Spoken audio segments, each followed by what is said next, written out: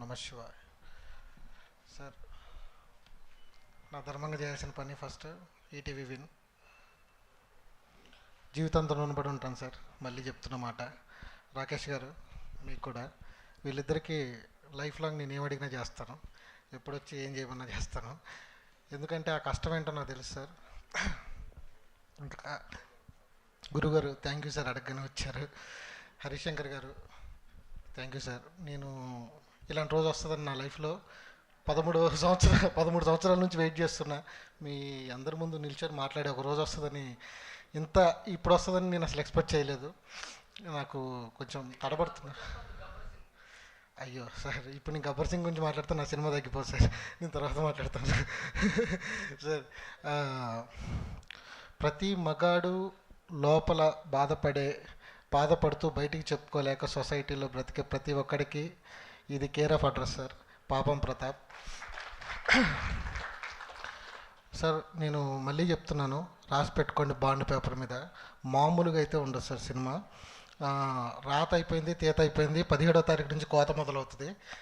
దుమ్ము లేపు వదిలిపెట్టకపోతే నా పేరు మార్చుకుంటాను సార్.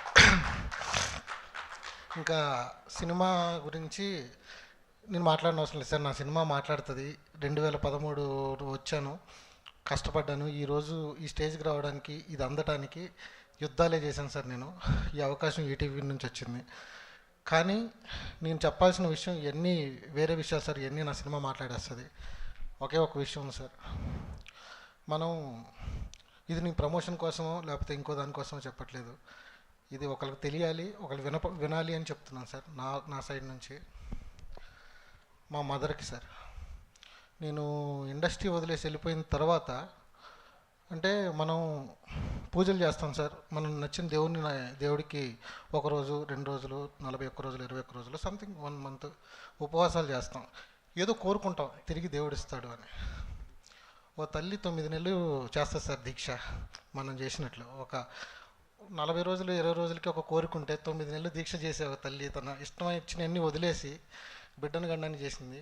మా అమ్మ నన్ను అడిగింది సార్, ఇండస్ట్రీ వదిలేసి వెళ్ళిపోతే నువ్వేమన్నా చెయ్యి, సినిమా తీసి రా చాలు, అది ఒక్కటి చెయ్యి. ఎందుకంటే కష్టాలు పడ్డావు, అన్నీ పడ్డావు, అదేదో అక్కడే గెలుచుకొని రా, తర్వాత మాట్లాడుకుందాం ఉంది.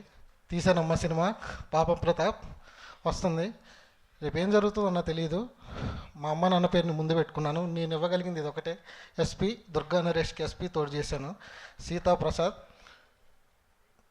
ఇంతకంటే సంతోషం ఇచ్చేది నీ ఫ్యూచర్లో ఇస్తానో లేదో, నాకు ఈ స్టేజ్ దొరికింది. రేపొద్దుట ఏం జరుగుతుందో నాకు తెలీదు.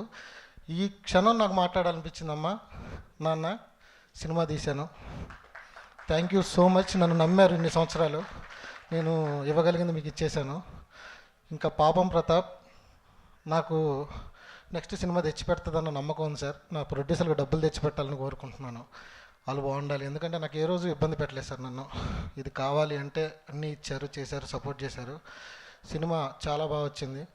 ఆశీర్వదించడానికి వచ్చిన అందరికీ thank you so much sir. రుణపడి ఉంటాను ఈ అవకాశం ఇచ్చిన వాళ్ళకి. థ్యాంక్ యూ అండి. థ్యాంక్ యూ అండి. All the very best.